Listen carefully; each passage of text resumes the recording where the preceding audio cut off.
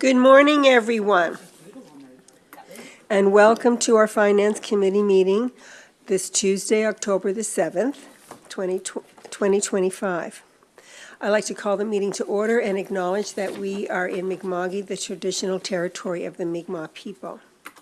Are there any announcements? We have 2, 3, 4, and 5. All right, go ahead, Councillor Hubley. Thank you. This past weekend has been humbling, to say the least. It's been an honor and a privilege to be a part of the community events. It started at Hempford Fire Department with their Family Safety Fun Day, then the local Run for the Cure and Tri-District Open House. I don't think I can give these volunteers the recognition they deserve. This is a level of dedication and compassion that words just can't describe. It's a dedication above and beyond for the love of their communities and for the causes they believe in. For me, the highlight of this weekend was 2 14-year-old junior firefighters, I'm all out of breath, Jake Massey and Liam Murphy.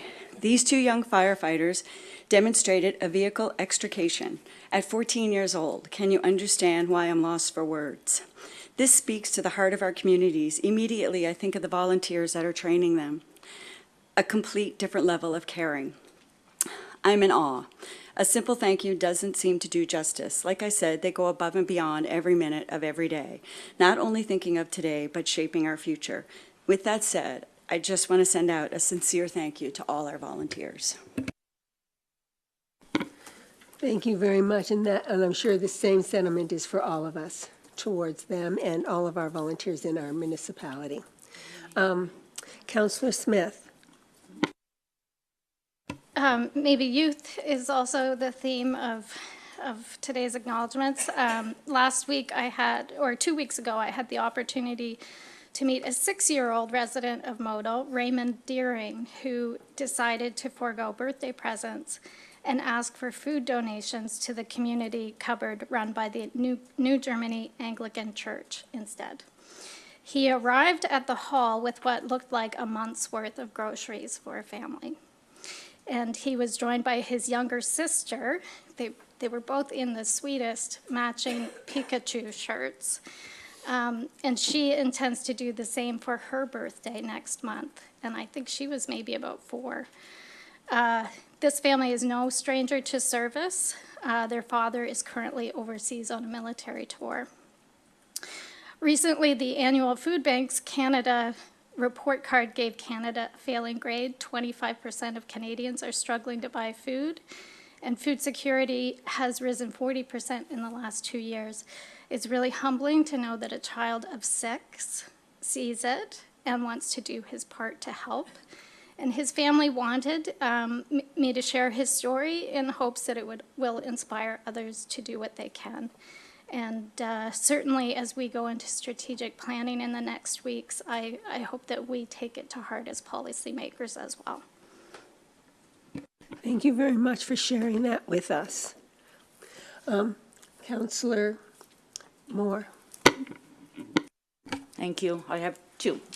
First of all, I don't know what the word would be, compliment or whatever, the front counter staff for the extra work that they're doing with the postal strike.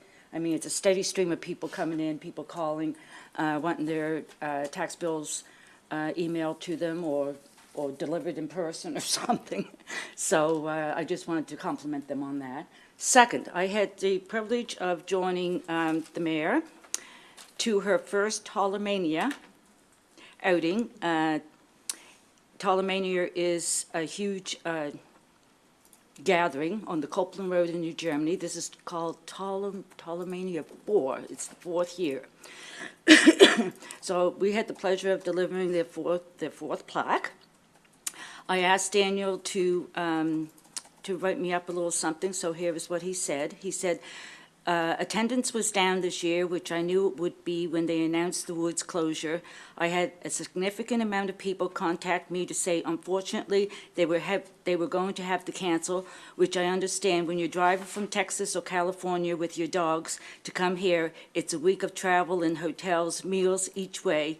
That's a big expense. to stand here in the driveway and not be able to use the ponds or the trails. These people plan their vacation travels around this event a year in advance. Within 4 hours of announcing the dates for Ptolemy 5 next year, the Lighthouse Motel and Cottages are sold out that weekend. It was an awesome group of people again. We had people here from 7 countries, but attendance was down to 296 with 158 dogs. Here's hoping we have a normal summer next year and the woods remain open and we get back to our attendance of the usual 500. And Elspeth probably won't put me in her car again. Taxi driver. Yeah. Counselor Reinhardt? Thank you. I'd like to recognize the team of MODL staff and counselors who ran, some of us, and walked in the Canadian Cancer Society Run for the Cure on Sunday. The annual event raises money to fight breast cancer, which is the most commonly diagnosed cancer among Canadian women. It was a day of laughter and joy as folks celebrated those who have survived breast cancer and shed tears for those who have been lost. So I would just like to thank my fellow counselors and staff who organized and participated in this event. It was great to be a part of. Thank you. I also want to recognize Hebbs Cross, who had their first ever fun day on Saturday, and it was very well attended. I thoroughly enjoyed racing my fire truck with a hose. I didn't win. The chief did, which he should. I also want to mention that and let those that organized the Truth and Reconciliation Day down in Liverpool, how much I enjoyed attending that. Also in attendance was the mayor and Councillor Smith were there, as well as many residents of Modal that I recognized and talked to were also there. It was quite eye-opening and tearful, some of the stories that I heard and that were shared and that I listened to from other people. And I would just encourage you to attend next year because this was their 5th year, I believe. And each year it seems to get bigger and bigger. So I would really encourage for next year anyone to attend. All right. Next we have public input. Public input is one of the several opportunities for the public to engage with council. Residents are welcome to use the public input portion of the meeting to share their thoughts with council on municipal topics that are important. Is there anyone here for public input today? I don't see anyone at this time. I just want to remind our listeners that there is 15 minutes allocated, and we would really encourage you to come and to attend and to give us your thoughts and ideas that you have. We're going to move on our agenda. Is there any changes to the agenda? Seeing none, could I have someone approve the agenda? Approved by Mayor McLean-Weil, seconded by Councillor Bell. All those in favor? Agenda's been approved. The minutes of September the 2nd, 2025 is circulated. Are there any changes to those minutes? Seeing none, I approve those minutes as circulated. Is there any business rising from the minutes? No. No business. And I believe our presenters are here. Wonderful. Are you okay to start right away? All right, great. Well, I'll turn the time over to you. This is Greg Amos and Natalie O'Mara. Natalie, welcome. And they're going to be talking to us about the Riverport and District Community Park. Yes. I saw, that's why when it was like, community input, is that us? And I thought, oh, our presentation is up there, so I'm pretty sure this is more organized. Do you want me to click anything or start the slideshow? Yeah. Well, while you're setting up, I just want to remind council that presentations are just that, they're presentations, and that no decisions are made during our council time here. Thank you. All right. Well, thank you very much for having us here this morning. I'm Natalie O'Mara. This is Greg Amos. I'll do most of the talking through this part, and then we can share the question portion. And so it's a pleasure to see you all. We've come to council before, but there's been quite a few new councillors. So it's a pleasure to get to speak with you about our project and hopefully have you be as excited about it as we are. So our goal for today is to provide you with an overview of who we are and why this project is important, to give you an overview of the community consultation, engagement, and fundraising we've had up to date, to share our plans for the park with you and what we hope will be your commitment towards making the park a reality. I also wanted to note that we did put a package together. I think I see you each with some papers in front of you, so there's kind of supplementary info. But given the length of the presentation, we're not going into a lot of depth with that. But certainly once we do the questions, happy to hear that. So the vision for our group is to create an inspiring, multi-use, accessible community park. Oh, I'll move forward. Multi-use park that is inclusive and safe for all ages. Our decisions have been guided by this vision. We're really lucky, I think, to have a committee that has been really dedicated to the idea of maintaining accessibility and integrating community input from the beginning. We feel like this value or this vision really aligns with the values of Modal, specifically thriving communities, as we're working to create spaces for meaningful connection. Acting with integrity, we have clear processes and we have been accountable to our community. Equity and inclusion, we're working to build a space with a focus on accessibility and inclusivity. And ready for action, we have done planning and assessment to be ready to act in collaboration with our partners. So our committee consists of 10 members, and the group has been working together since July 2021. Initially, we were the Riverport and District Community Park Association, and now things kind of evolved and we became part of the Riverport Community Center. So we're now a committee called the Park Initiative, and Greg seats with the Riverport Community Center as a board member as well. So this committee of committed residents, we meet monthly and just keep moving this project forward. 6 of our members are original from 2021, and 4 members have joined over various times over the past few years. So we are very dedicated that we have such a group of dedicated citizens, and the group does represent a fair diversity of ages and interests. Just as a little bit of background, this is the land, the Riverport and District Consolidated Elementary School, which was opened from 1967 to 2011.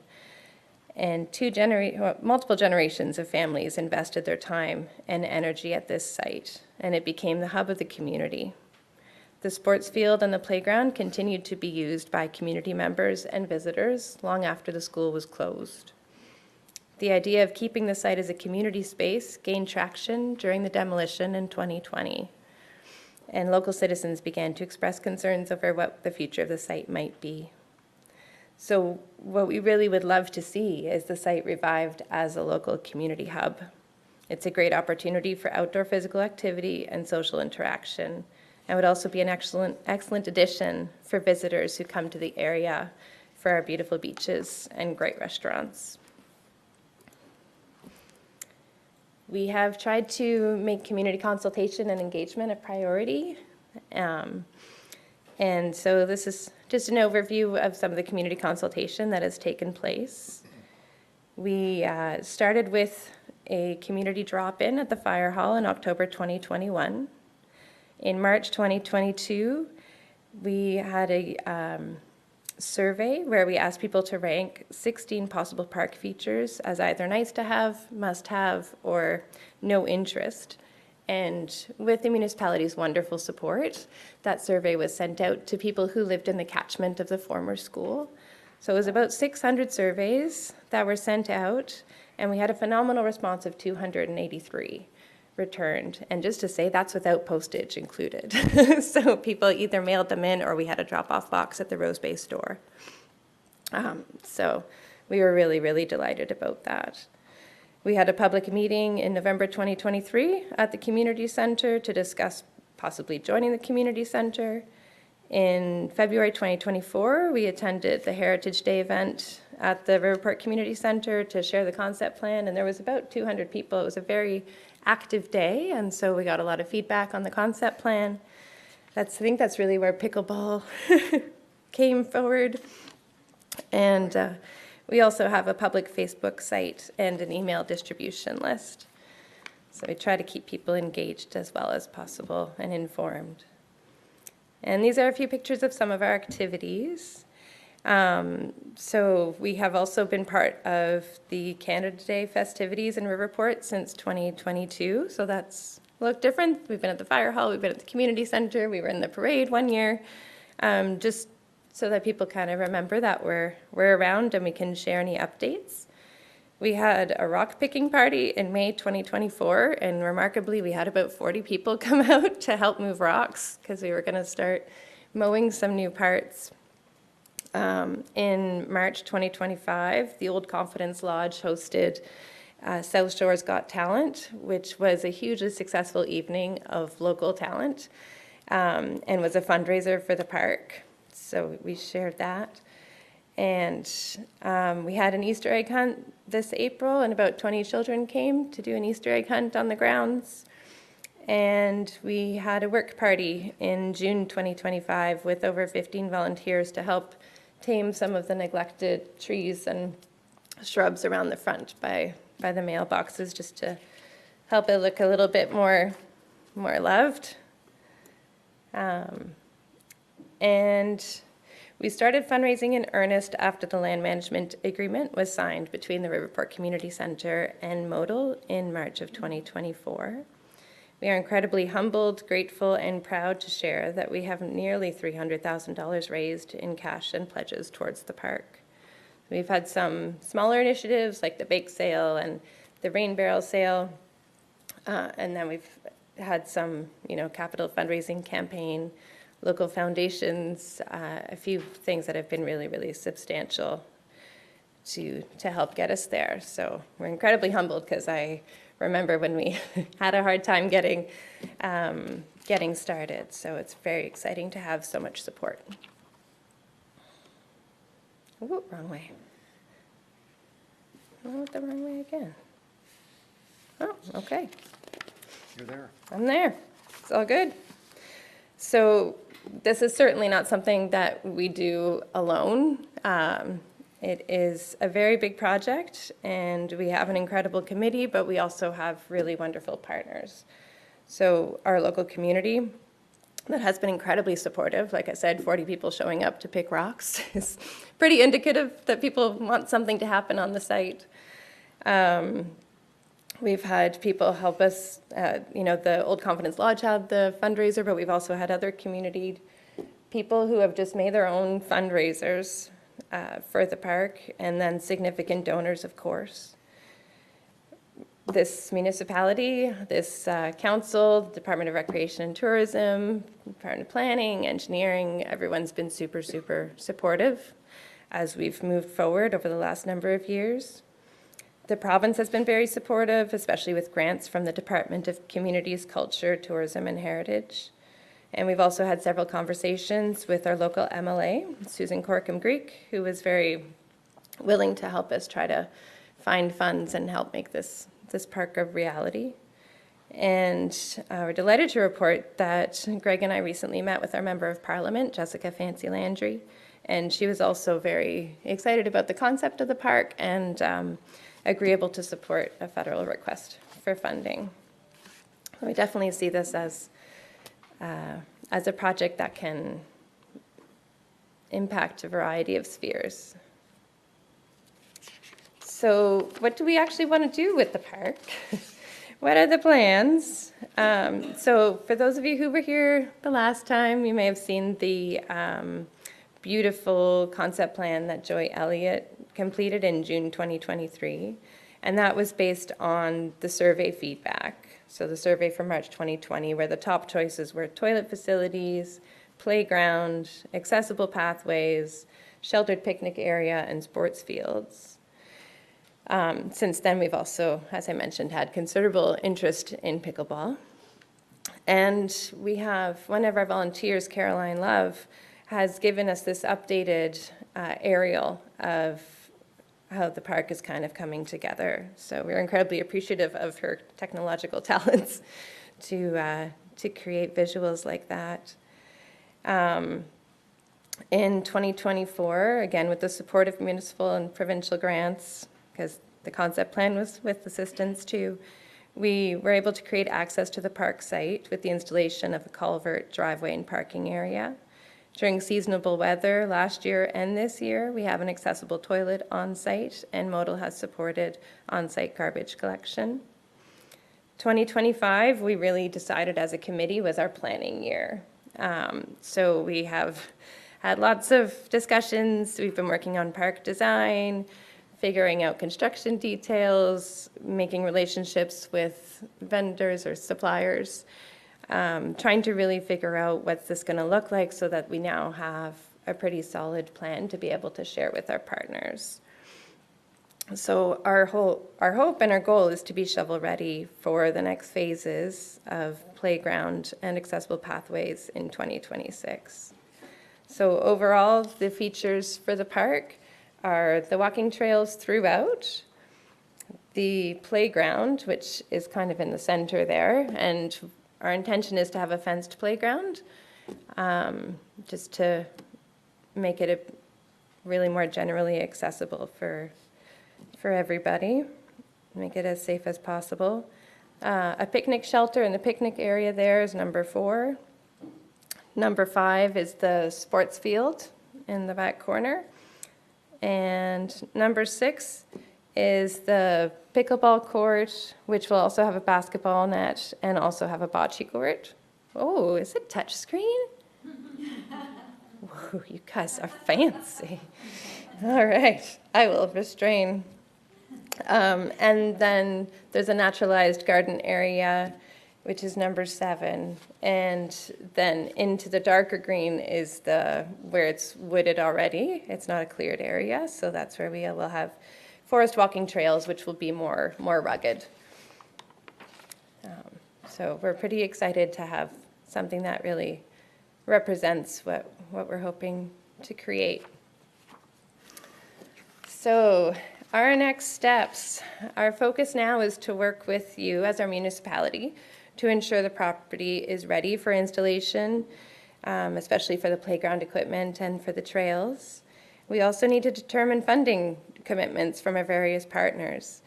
And, as I mentioned, we are grateful, we are inspired, we are humbled by the amount of support we have already with the $296 in pledges and donations. So we're asking the municipality for a commitment of $200,000 over a 3 to 4 year period to contribute towards the capital of the project, as well as $7,500 annual contribution towards operating costs.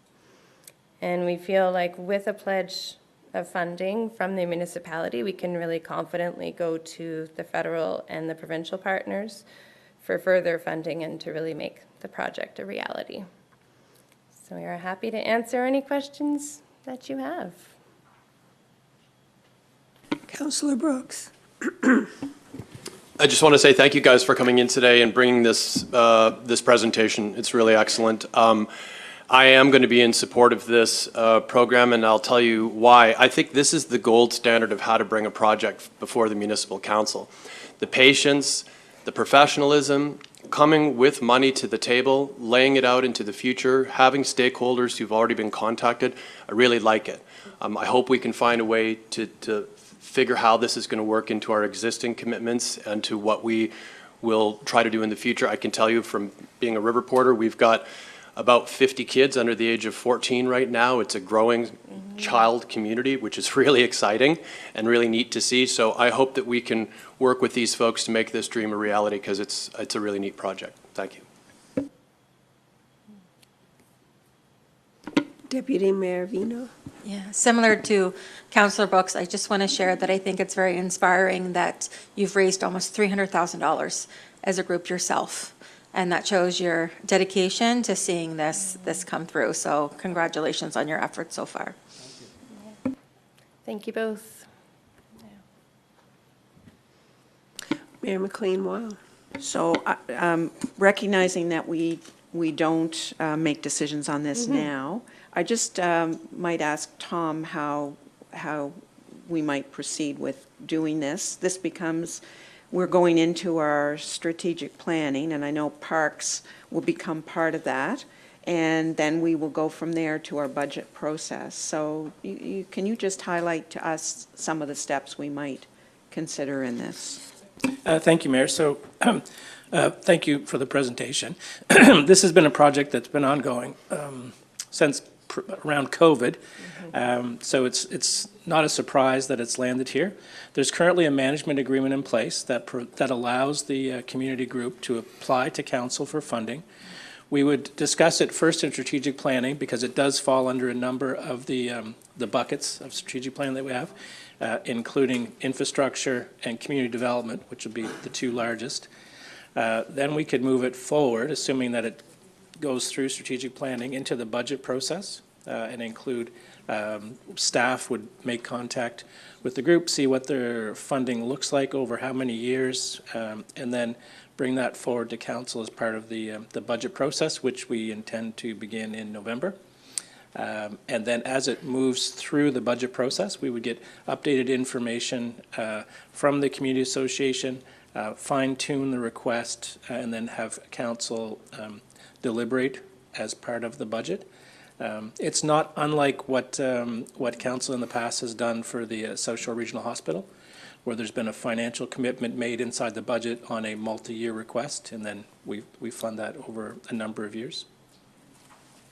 Thank you for, if I may, yeah. Thank you for that, Tom. I think it's important for us as a council to know how we need to think about this project, and also for you to know the time frame, because our budget for 26-27 will not be approved till, I think Tom and I have talked about March 31st, that we should have that in place by then, so that we're not going into the new budget year without a budget. So we are going right to the wire on it. So I hope that's useful for your purposes in your planning. Are there any, Councillor Reinhardt? Thanks. And yeah, I'd also like to say, this is an incredible amount of work that has gone into this. So yeah, thank you for doing that work in community. I'm just curious to know a little bit more about your vision for the garden area, if you could just give a few more details on that. Yeah, I can address that. We started with, the original concept plan had probably a quarter of the property. Oh, I think you have to be closer to the mic. Sorry, probably a quarter of the property dedicated to a naturalized garden area. And that, we were excited about that initially, and over the last 2 years realized that the maintenance element of such a large piece of the property was going to be onerous for not only the committee, but financially, to have figure out how to maintain that big space. So one of the benefits of having some time to think more clearly without pressure of deadlines, which we did this year, was to cut that space down to a more appropriate size, smaller, manageable garden area, which the community has spoken for to have as part of a park. So we're now in a much better place to maintain develop some nice plantings that we might be able to protect from the deer. It just, the scale became more reasonable. So we still want to make it a pleasant place to walk through, sit, with much less cost involved and maintenance issues. It's interesting too, talking to people from the community, what deer eat what plants, and They seem to have local appetites. they do. Yeah. So there's no guarantees about that. So, you know, it's onerous to think that for all these trees that we're going to plant in the initial stages, they'll need to be fenced. But we're, you know, again, the hindsight of some time to think allows for some realistic views on maintenance. So I think we've, as you can see from the cost sheet, we've put some time into developing that. If that answers your question. I'll just add quickly that we did do some site visits that I think were really informative too, because the idea of having this lovely area to walk through seemed really, really nice, but then finding out how much maintenance is really required to upkeep them, that now I think we've scaled it down to kind of groupings of plantings of perennial, you know, perennial nice plants that would help to encourage pollination, but are as low maintenance as possible. Councillor Hubley. Just thank you for this presentation. I think it's awesome. Can you just repeat what your ask is? I was making notes and I'm not sure I have it. If you could just, yeah. So we're asking for 200,000 in capital dollars, and we need to make this work. I'm not going to, the 3 to 4 years of phasing for this park is when that capital money should be in place, but we'll take whatever we can get. Yeah, you can make that as short as you'd like. You know, we do have some serious plans to begin next year, and I think we have the cash to put the playground in at this point. But it's the year 3, year 4. And we also realized that we need a commitment of some description for operation. Operation money is difficult to come by because the excitement in the community is over, and you're asking people to pay for money that's going to go towards a porta potty. Not very exciting, but essential. Yeah. You know, that whole thing about toilets was the number one, well, one of the top 3 interest to have on the site. You know, boring, but hard, and as a consequence, hard to raise money for. And I'm not asking for you to consider funding all of the operations costs. We need to, fundraising also keeps the community involved, and it's an essential part of building and continuing a steady interest in the project. So having said that, it's hard to look into the future about what those costs are going to be. The costs that you see on the sheet, on the spreadsheet, were my best guess at what a full costing would be for the park when it's in its finished state. Just mowing grass, fertilizing it, liming it, aerating it, those, and because it has been said to us many times, grass is probably the most inexpensive thing to maintain. Those costs are pretty high on a regular basis. 10 years from now, we'll be starting to replace equipment. Well, are we replacing it? Are we maintaining it, repairing it? I can't tell at this point, but as you probably all know, in any community or any public space, money needs to be spent on a regular basis, and we just want to be prepared and not surprised at the day of reckoning when, oh my gosh, we're faced with a $30,000 bill to do something that we've made some plans. Yep. How much was the operating? You did give us a number at the time in your presentation, but you didn't say it right. And during, right now? How much was it? 7,500. Yeah, that's what I thought. Okay, thank you. Mayor McLean Weil. I just, thank you for the presentation. I just want to make a comment about how I think as a council we need to use this as a bit of an example. As we go into our strategic planning, we're going to talk about quality of life, which has been identified as one of our strategic priorities, and we haven't really dug deep into it yet, but we will at this year's strategic planning session.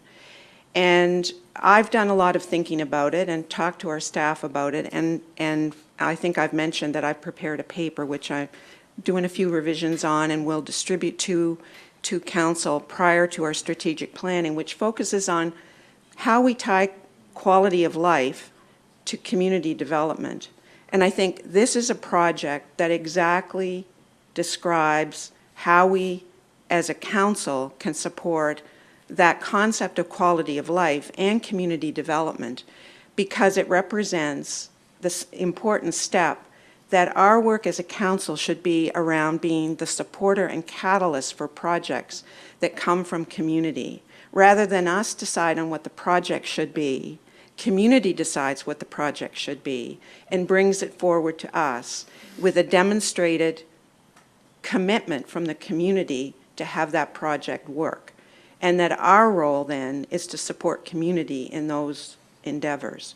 So it's the timing of this is perfect, because it is a great example of the kind of thinking that I think will become part of our council discussions at our strategic planning.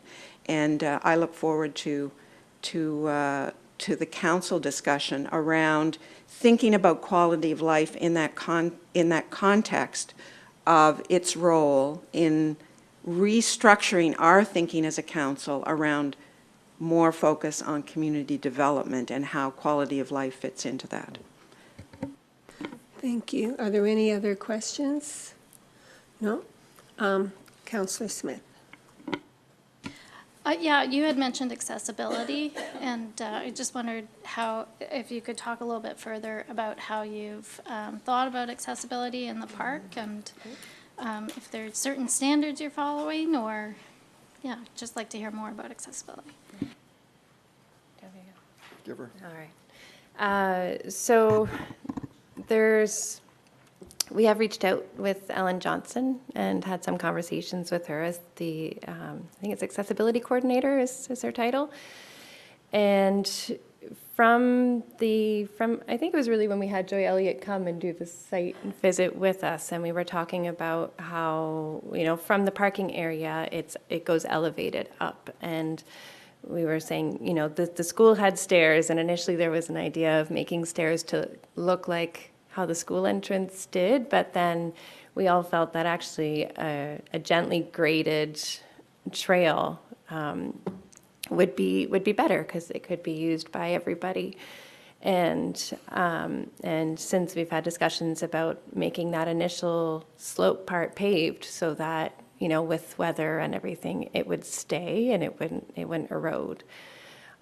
So that was the first piece, was just actually getting into the space, making sure that was accessible. And then we've also had lots of discussions about the pathway, and it got bigger, actually. It started as a 5-foot crusher dust path, and now it's a 7-foot crusher dust path.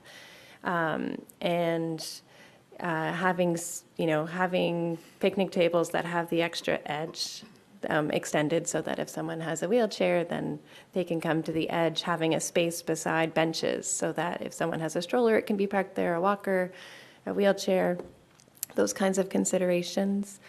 Thinking about the playground, we've been working with Cobequid Consulting, and Garnett's been fabulous to work with, and he's come down twice, I think, Once in the pouring rain. Once in the pouring rain. We all got very wet. But he's a lovely, lovely guy. And, we were talking about how it's just been a focus. How can we make it so that it works for everybody? Especially considering so many of the beautiful things in our area are not accessible. There's either stairs or there's rocks or that's really rugged. So to have somewhere that people can go And, you know, my kids learned how to bicycle at the old school. And there's just not like a safe off the road place where, you know, we don't have a lot of little streets in our area.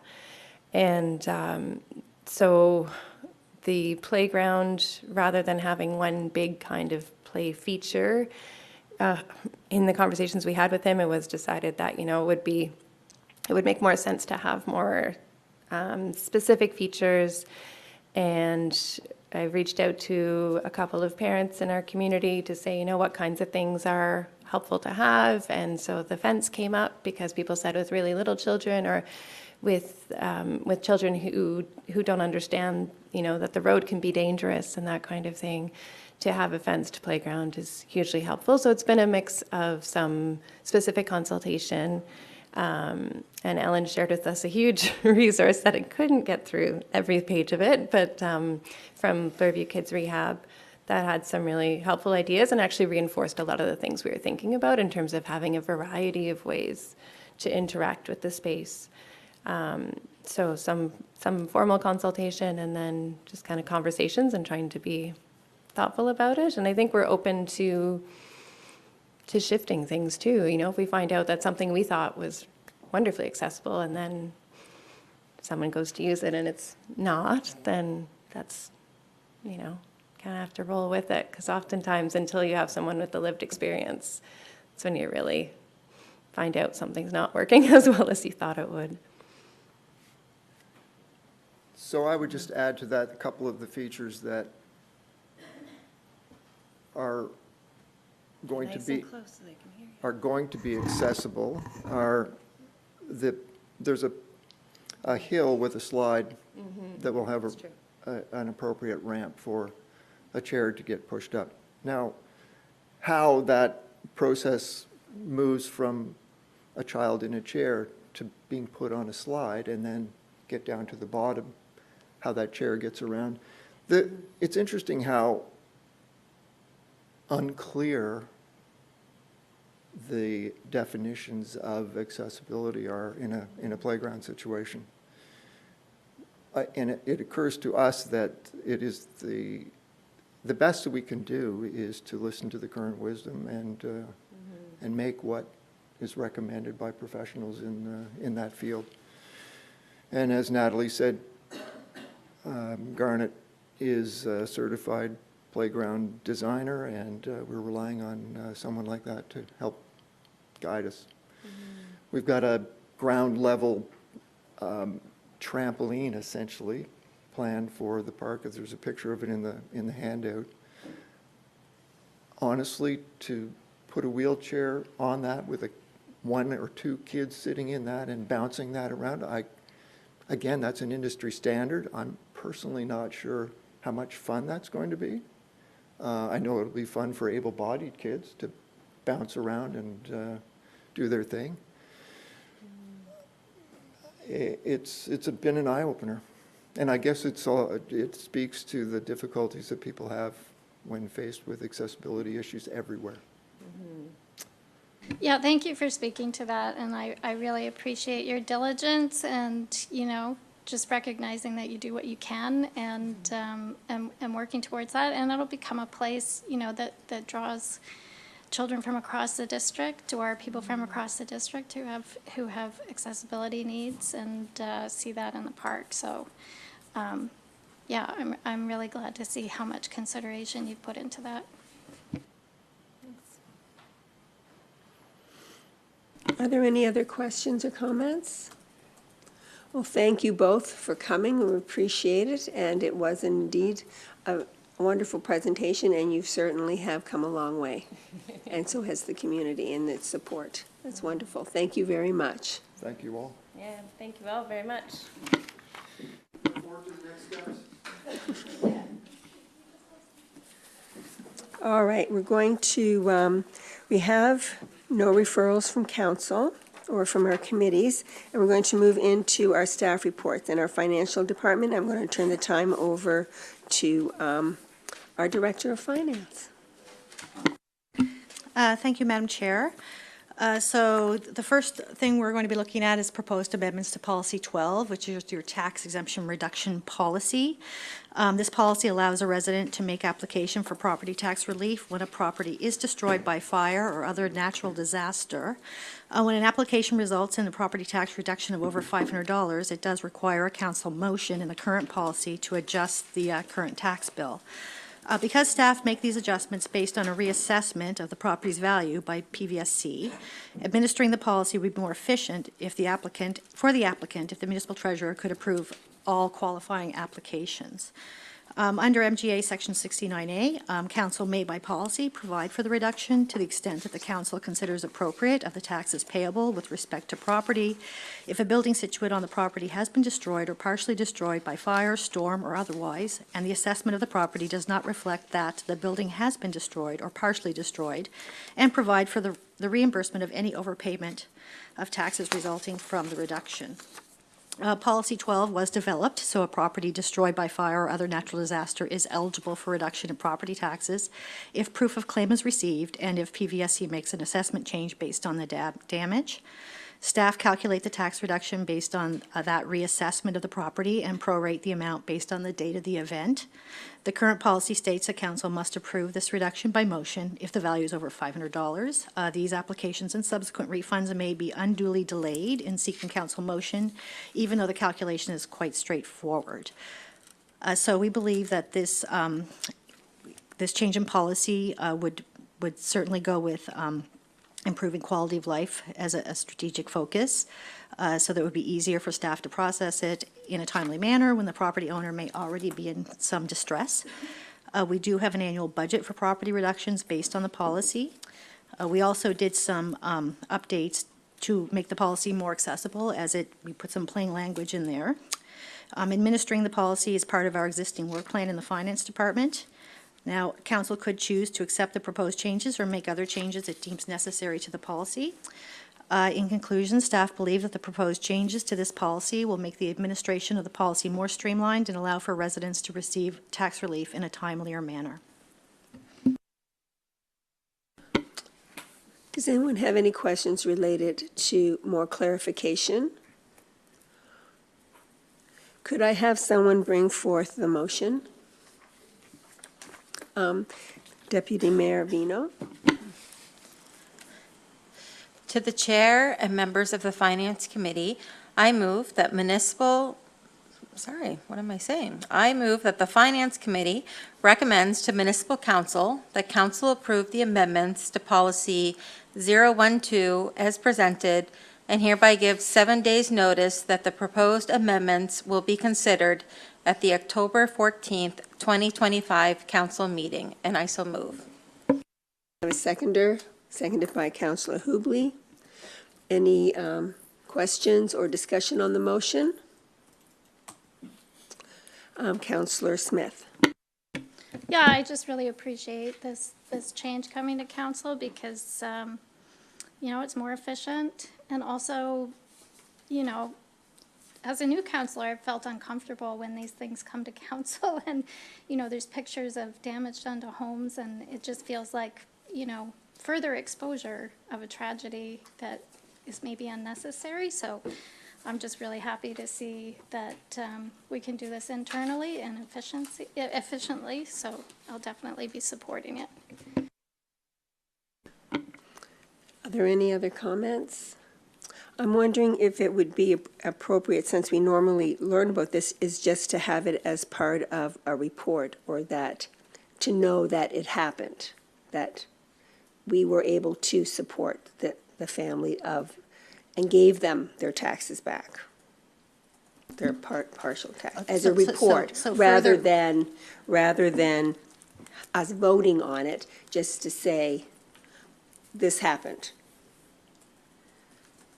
Do you understand what I'm saying? So is it my understanding, It's just an Madam Chair, that you would be looking for staff to provide you an annual report of the properties where we actually reduce the taxes based on this policy?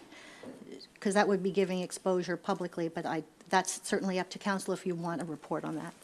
Well, don't we well, if you bring it to council for us to do it on the individual, right? If we vote on it, is that not also exposing it already? Oh, yeah, we're changing that we vote on it, but is it is it a concern that people's property numbers are being mentioned, or is it that the process of having to come to council is delaying it? It's the delaying part that's our problem, right? Not our knowledge of it. Further to the chair, I believe it's both. I believe that they're delaying it is problematic for those people who are under a lot of distress anyway, for sure, when a property is destroyed by a natural disaster or by fire. And further to Councillor Smith, who perhaps not everybody wants to be named in a public forum. Now, certainly, you know, we're, as staff, are happy to do whatever council wants. If you want a list or an annual report, we can certainly do that. But changing the policy as is with this motion would mean we would not be reporting on whose properties we reduced. Okay, it was just a question, just a thought, throwing it out there. I like to throw things out there, see what sticks. All right, great. So are there any other questions? No? The motion is on the floor. All those in favor? Motion's carried. And do you want to move on to 9.1.2? Certainly, Madam Chair. So the postal strike and interest charged on tax bill or tax billing options. So certainly this is current of mind right now. On September 25th, as we all know, the Canadian Union of Postal Workers went on a nationwide strike. Our final tax bills were printed at the time, but they can't be mailed until the strike is over. And we have about 31,000 tax bills sitting ready to be mailed. In response to the postal strike, staff have been offering to print the bills at the front counter, email or give balances due over the telephone. This information has been shared across our social media channels, radio ads, and the municipal e-newsletter. So Section 117 of the Municipal Government Act does state that tax bills are to be personally served or mailed to the address shown on the assessment roll. A tax bill may also be served by electronic means instead if the person to whom the tax bill is addressed has agreed in writing to receive the tax bills in this manner. The current options offered right now during this strike meet those legislative requirements. Because of that postal strike, some taxpayers are also concerned about our due date of taxes, which is October 31st, and interest that will be charged on November 1st if the payment is not received. Interest on overdue taxes is charged based on Council's policy number 9. Because interest on overdue taxes is a policy of Council, Council may decide to suspend interest for a period of time. So a little background, in June of 2020, we actually, during the COVID-19 pandemic, Council had set the interest rate on overdue property tax at 0, and that came into effect at September 1st, 2020, and continued through March 31st, 2021. So Council can decide to provide similar interest relief due to the mail strike. It's important to note that any changes in the interest rate would be system-wide, so that affects all overdue accounts, not just the current tax bills, because it applies to all overdue taxes. So part of the strategic focus, because we have to collect property taxes to provide services to our residents, that does, certainly those services enhance their quality of life. The timing of the postal strike has put some undue pressure on our residents to ensure their bills paid on time without the ability to receive or pay that bill through the mail. Staff are committed to helping all residents and suggest that delaying interest charges on overdue tax bills may provide some peace of mind to those who rely on the postal service. The budget, we talk about the financial implications of this. We do have a budget estimate for interest on overdue taxes, so that line item would be affected if Council decided to make this change. If it was delayed, that could, some loss in operating revenue that ultimately could have to be funded through our operating reserves if that happened. So the interest on overdue taxes budget is $280,000. We estimate that if 30% of the final tax bills were uncollected at the end of October, you might be missing about $65,000 per month in interest. Now, if interest was waived until the postal strike is resolved, it would take some pressure off residents who rely on the mail service to receive and pay their tax bills.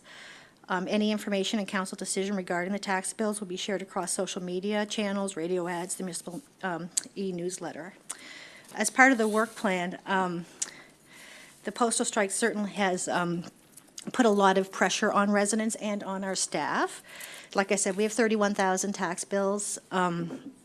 And so the finance department staff, who normally answer tax questions, as well as our front counter corporate services staff, are working very diligently to increase customer requests. We've diverted staff from other assignments to alleviate the load and to ensure taxpayers receive a timely response. We do have to note that the requests have been very overwhelming for staff to date. We're talking hundreds and hundreds. So we believe that perhaps our 24-hour service standard may not be able to be met during this duration. So we certainly are asking, for patience of residents as staff diligently work through the requests to ensure that people get their tax bills if they want them printed or emailed. So, there is an alternative if council could decide not to reduce interest on overdue taxes until the postal strike's resolved, or you could leave the interest rate unchanged. Now, we know the postal strike might not last, but in order to serve the public in an efficient manner and alleviate undue pressure on taxpayers that rely on our mail service, staff suggests that interest relief be extended on all overdue taxes until the postal strike's resolved. Interest on overdue taxes at the policy rate of 10% would resume 30 days after that strike is over and we can mail them. Thank you. Are there any questions? Councillor Bell. Is the idea of this really to reduce questions to the staff front desk crew? If you look at Visa, MasterCard, finance companies, they have not provided any reduction of fees. They're all multinational corporations worth millions, sometimes billions of dollars, but they know that when you have a statement due, the idea is you pay that regardless whether there's a postal strike or not. So I just would like a little bit better clarification on what you're trying to offer the general public. Go ahead. Through the chair to Councillor Bell, I think what we're trying to do is alleviate the concern that residents have that they don't get their bill in time, and if they don't get it paid by October 31st, they're going to be charged interest. We're hoping that if that general message gets out there, then there won't be so much pressure on I have to have my bill printed right now so I can pay it. I can wait. There's no fear of interest charges. I'll wait till the bill gets mailed to me. When I get it, I'll pay it. So I think it's a lot to do with alleviating the fear of the overdue interest charges and hoping that that, in turn, will take some pressure off staff to individually print the 30,000 tax bills that are sitting in envelopes waiting to go in the mail. Councillor Smith, you had something? Yeah, I just respectfully, I just hope that we, would set our ethical bar higher than multinational credit card companies who also really gouge people with their rate of interest. But I just see this as pretty straightforward. I think a lot of people are trying to pay their bills on time, and we're seeing that, and I'm quite impressed by the number of people coming to the office and getting that done. But we've also talked at this table about differing levels of digital literacy in the municipality, about needs around public transportation, and I think we just have to accept that some of our residents really do rely on the postal services to get these things done, and they shouldn't be penalized and have to pay interest. And I know that, a lot of folks are really, cutting close to the bone with expenses these days, and it just makes sense to me that that we make this change in our policy, and I really, really appreciate staff going above and beyond for this work as they've been doing. And yeah, to me, it seems pretty straightforward. Councillor Burns and then Councillor Brooks. Thank you.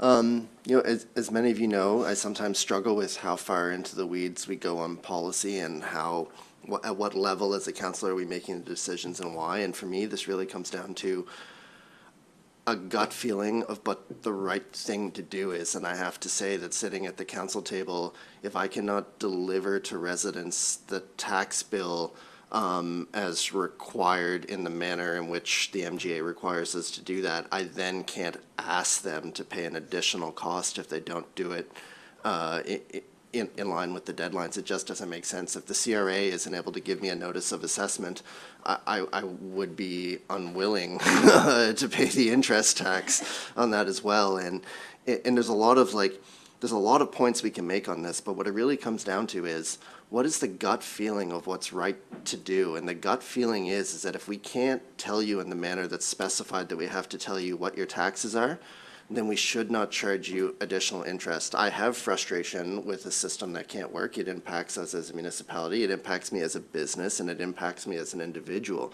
And there are places where I'm definitely going to voice that frustration outside of this seat.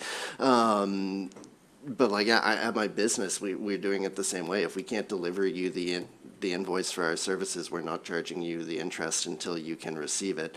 And for everyone, I think that might possibly abuse this policy to just not pay their taxes in time, because there will be some people that do that. That's just the way that it is when you're dealing with the public. I think the evil that is created by that is less than the good for the people who feel security in knowing that they didn't pay additional interest because they didn't receive the bill in time. And to me, it just makes sense. It shouldn't be a question. It just seems like the right thing to do, regardless of pros and cons that would be below that. I'm going to support this motion. I'm just wondering, how can we quickly and effectively communicate to people that this is the situation? Is it a mail out? Is it on the website? Because I think this is the right thing to do. We just need to, well, we can tell people we mailed it. Thank you, Kathy, for that correction. We won't be using mail. To the point. Anyhow, getting the information out in an effective way to help the staff and to help the situation, I'd be supportive of that. Just as a note, this is a recommendation to council, so we have council next week. And so I'm sure if it passes today, that it will come to council next week. Yeah, and then the communication will go out. Okay. And Deputy CAO, Alex would like to make a comment. Yeah, I think one of the most important ways that we'll communicate it is when people call us. When people are coming in and when they're calling is when they're upset and they're concerned, and so that we'll be able to communicate that the direction's headed that way, at least following this meeting. And I know that your corporate services staff and your finance staff will be very relieved to hear it, because it has been a challenge. As Elena has referenced, we're not going to be able to maintain our normal service standards. So we're normally able to answer calls on before they go to voicemail over 80% of the time, and it hasn't been possible for this month of October, although normally we can maintain that because we have so many additional requests coming in to get the bills. And because people don't have their bills, we can't make use of the more efficient system we've built where we're able to scan the codes and go right to the account. We have to do all this searching. So our front counter staff, they take a lot of pride in the work that they do. They're very proud of their call answer rate and their service that they've provided, and so it has been impacting them. So they will certainly appreciate this, to hear that council is supporting them in providing that relief for residents, which then translates to an understanding with the staff that you're dealing with on a human level. Go ahead. And if I can just add, like normally people would call the finance line for tax bill inquiries. And so, you know, we have put out there that the 8181 number is the number to call. So certainly we're getting it on two fronts right now. And as the deputy CAO did indicate, like we are overwhelmed. Like as soon as someone picks up the phone to answer a call, there's someone there. Like it hasn't even rung. it is certainly a lot, and I feel like it's a lot of it's anxiety on interest. So, you know, if we can put that information out there, even if it's in the, you know, the voicemail message, if you're calling about your tax bill, no worries, no interest until it's mailed. Things like that, that even if it did get to voicemail, that would be the message they hear. Like, we'll try to get it in every spot that we can get it. Yeah, that was just my point. Hopefully that 20% that doesn't get answered, we can just have a recording and take a little stress off for people. Councillor Brooks, could I have you give us the motion on the floor, please? Yes. To the council chair and members of the Finance Committee, I move that the Finance Committee recommends to Municipal Council that the council approve the temporary reduction of the interest rate charged on overdue property taxes to 0% until 30 days after the end of the nationwide strike of the Canadian Union of Postal Workers, at which time the 10% interest rate as per Policy 009 would resume on overdue amounts. I so move. And seconded by Councillor Bell. Is there any further discussion? Seeing none, all those in favor? Motion's passed unanimously. Thank you very much, everyone. And we're going to move on to 9.2.1, and this is under recreation. So, Trudy, are you going to talk to us a little bit about?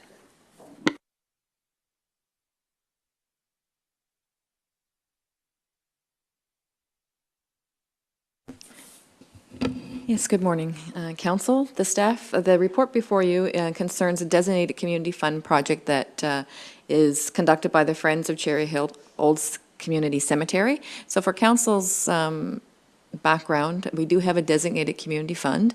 This is a way for nonprofit groups to fundraise for capital projects if because they don't have the ability to give a tax receipt. And this is a policy that I believe the former Director of Finance before Elena worked with CRA to develop. So this is a good way, again, for community groups to fundraise, but it has to be specifically for community projects. Part of that policy means that there needs to be an application filled out by the community group, and then it comes before council. Council makes the decision of whether to grant this designated community fund project as eligible, and council did make that motion.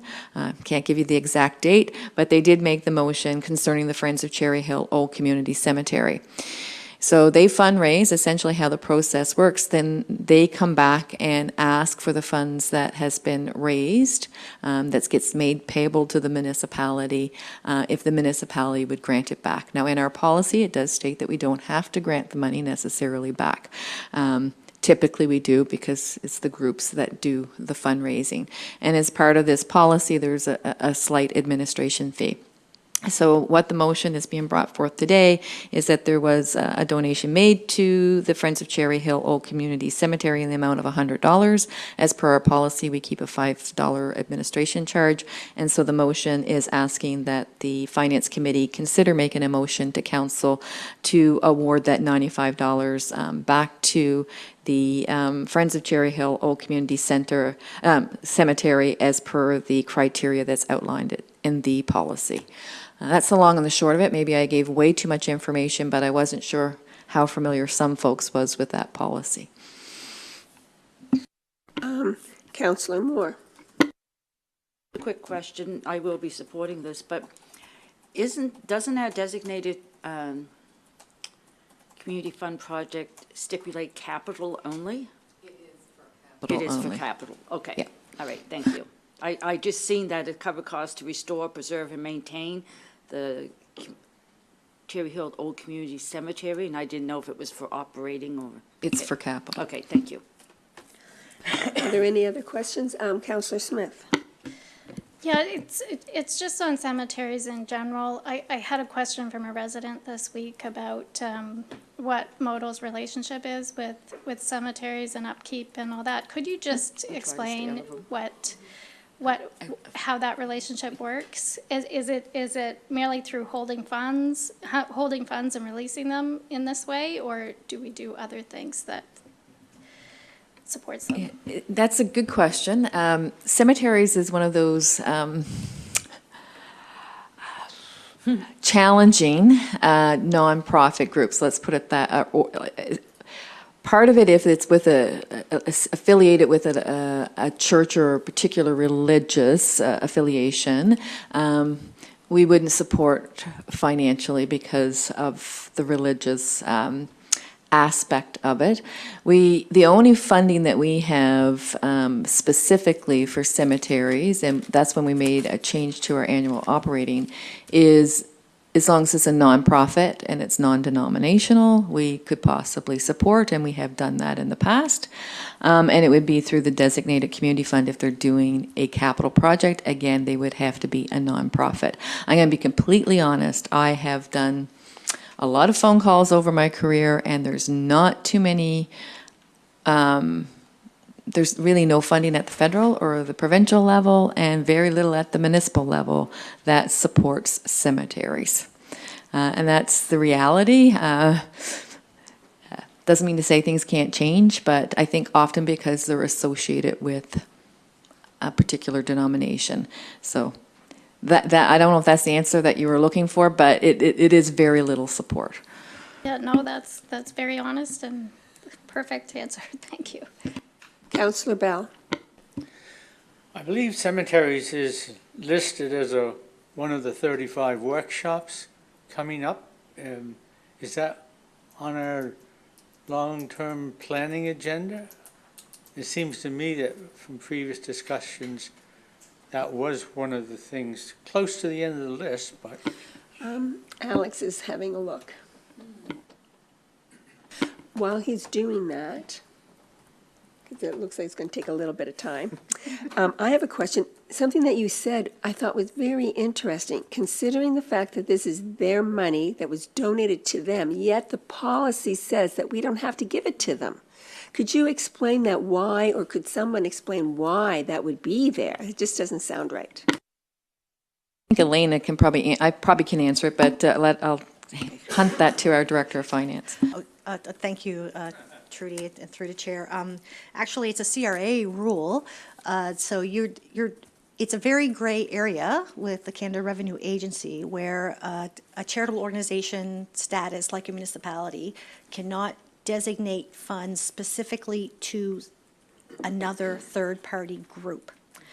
In the town of Lunenburg, they have a very similar policy, actually the same one, probably developed by the same people, where we say, okay, council has to make the decision where the monies go. So the municipality district of Lunenburg writes charitable donation receipts that meet the rules under the Charity Act in the federal government, but council can decide where those funds are directed. So we have developed a policy that says these groups, for capital purposes, can do fundraising. We'll give the charitable donation receipts, and then any group can apply for the funding. So most of them are very organized. They know how much money's come in, and then they can ask for the money that's here. So essentially, that's kind of how we get around that CRA vague rule. And it is gray, but a lot of municipalities have done that just so that we could support these groups and they wouldn't have to have charitable status in order to get donation receipts back to the people donating the money. Thank you. And I believe our Deputy CAO has the answer for Councillor Bell. Yes, Councillor Bell's entirely correct. The request to look at a cemetery granting policy has made it onto the list for potential future projects for council to consider at an upcoming strategic planning workshop.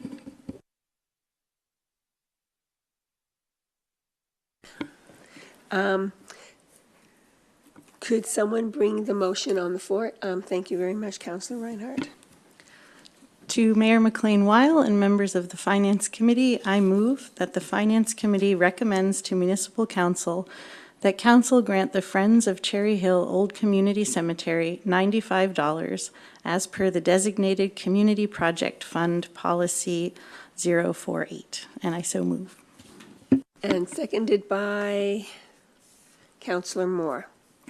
Are there any further discussion on this motion? Seeing none, all those in favor?